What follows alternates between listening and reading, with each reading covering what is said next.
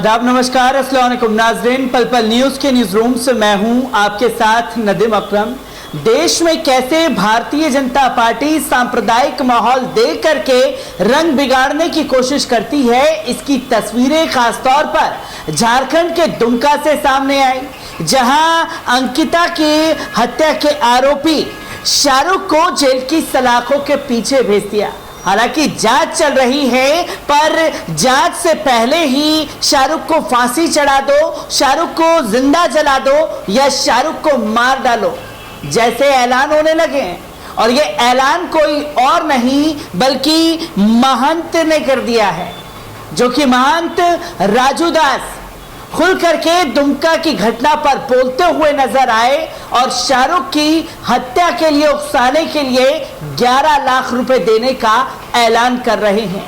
जिसके बाद सवाल यह खड़ा होता है कि आखिरकार जो मीडिया सर तन से जुदा के नारे पे बवाल मचा रहा है, वहां यह शख्स खुले तौर पर किसी की हत्या के लिए उकसाने की कोशिश कर रहा है।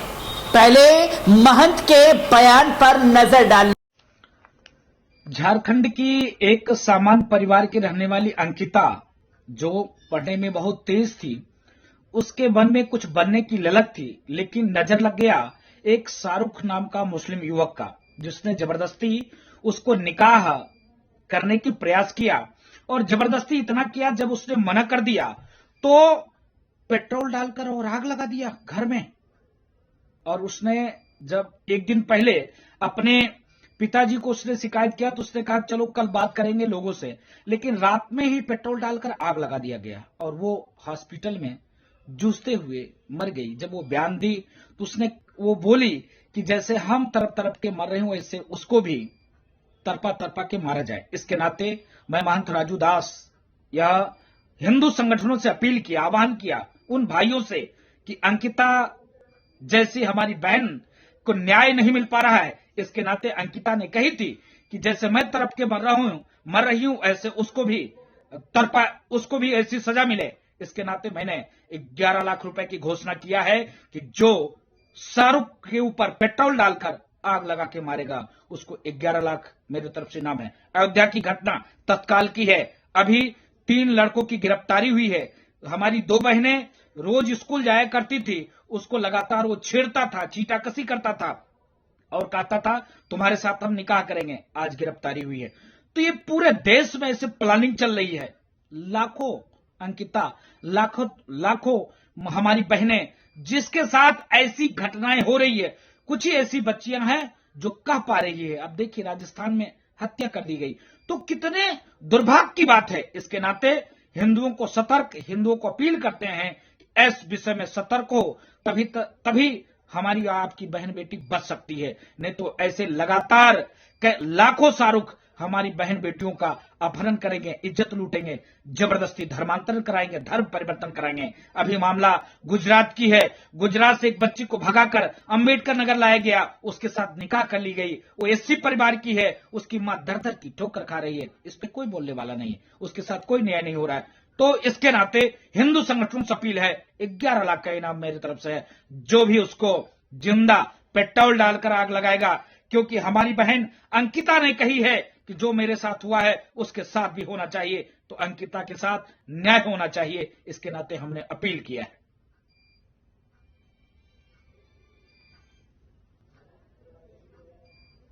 तो दोस्तों, आपने महंत को सुना, जो कि साफ तौर पर दुमका की घटना पर मुसलमानों के खिलाफ जहर कितना बोया जा रहा है उसकी तस्वीरें आपने देखी, जहां ये 11 लाख रुपए देने का ऐलान कर रहा है शाहरुख को जिंदा जलाने वालों के लिए, और जिसकी तस्वीरें लगातार सामने आ रही है। और इसके ऊपर तमाम लोगों का रिएक्शन सामने आया है और हर कोई यही सवाल कर रहा है कि अगर महंत की जगह कोई मौलाना होता तो अब तक देश में गदर मच चुका होता। न जाने कहां से उसके तार नहीं जोड़ करके निकाल लिए गए होते। और आखिरकार ये दोगलई गोदी मीडिया की कब तक चलेगी, जो सर तन से जुदा के नारे पे तो बवाल मचा रहा है, पर महंत राजू दास का बयान उसे दिखाई नहीं दे रहा। पर भले ही गोदी मीडिया इस पर बोले या ना बोले, सोशल मीडिया यूजर्स खुल करके राजू दास के लिए बोलते हुए नजर आए, जिसमें एक एडवोकेट डॉक्टर भाटी लिखते हैं, श्रीमान जी इस प्रकार के साधु महात्माओं को समझाओ कि आप इस प्रकार की अनगनल बातें नहीं करें, क्योंकि अपराध कोई भी कर सकता है। अगर बिल्किस बानो के बलात्कारियों का जेल से रिहा कर स्वागत किया जाता है तो अपराध को कैसे रोका जाएगा? बीजेपी अपराध को बढ़ावा दे रही है, जहां देश की जनता बखूबी ये बता रही है कि भारतीय जनता पार्टी बढ़ावा दे रही है अपराध को, जहां बिल्किस बानो के आरोपियों को जेल की सलाखों से रिहा करने का काम भी गुजरात की भारतीय जनता पार्टी सरकार ने किया, और फिर भारतीय जनता पार्टी के ही विधायक आकर के बोलते हैं कि साहब संस्कारी ब्राह्मण हैं, और उसके बाद ऐसी तस्वीर सामने आती है। और फिर कुछ दिनों बाद झारखंड के दुमका में ये घटना घटती है। उसके बाद तमाम भारतीय जनता पार्टी के नेता दुमका पहुंच जाते हैं और सांप्रदायिक माहौल बिगाड़ने की कोशिश करते हैं, जिसको देश की जनता समझ रही है। तो वहीं एक पटेल भाई लिखते हैं, बाबा जी आपकी बातों में दम है, पर वो ठेकेदार कहां चले जाते हैं जो इसी मुद्दे पर चुनाव जीतते हैं, उसके बाद कहां गायब हो जाते हैं? कानून तो बन जाता है लेकिन लागू कितना होता है आप खुद जानते हो, फिर ऐसे कानून का क्या मतलब? जहां बड़े बड़े नियम कानून सरकार द्वारा बनाए गए, बड़े बड़े बिल पार्लियामेंट में पास कराए गए, पर महिलाओं की सशक्तिकरण की बात करने वाले लोग अभी तक महिलाओं के लिए कोई सख्त कानून नहीं बना पा रहे। इसी के लिए ज्ञान प्रकाश यादव लिखते हैं, वैसे तुम्हारे पास 11 लाख रुपए आए कहां से? तुम लोगों को 2 वक्त की रोटी चाहिए, फिर पैसे कहां से इकट्ठा कर लिया? हाथरस की बेटी भी हिंदू थी, उसे निर्भया की मां भी इंसाफ मांग रही है, उसके भी रेपिस्ट हत्यारे को मारने के लिए इनाम रखो ना। ये कहना है खुद हिंदू भाइयों का, जो खुल करके इसके ऊपर लिखते हुए नजर आए। तो वहीं केपी पाठक लिखते हैं, इसका फैसला कानून करेगा, दंगे भड़काने की कोशिश ना करो, सरकार है, कानून है, संविधान है, सोशल मीडिया पर ये सब लिखकर इससे क्या साबित करना चाहते हो? राम के नाम पर गलत बयान ना करो, हम भी हिंदू हैं, अंकिता जी के साथ घोर अन्याय हुआ है, मुजरिम को सख्त से सख्त और कठोर से कठोर सजा मिलनी चाहिए। ये कोई और नहीं बल्कि पाठक लिख रहा है। तो वही आयन कुमार लिखते हैं, ये महंत नहीं है, ये देशद्रोही गैंग के हैं जो देश में शांति नहीं चाहते, बीजेपी के नाम से ये अपना नाम बढ़ाना चाहते हैं, यही लोग देश का माहौल असल में खराब कर रहे हैं।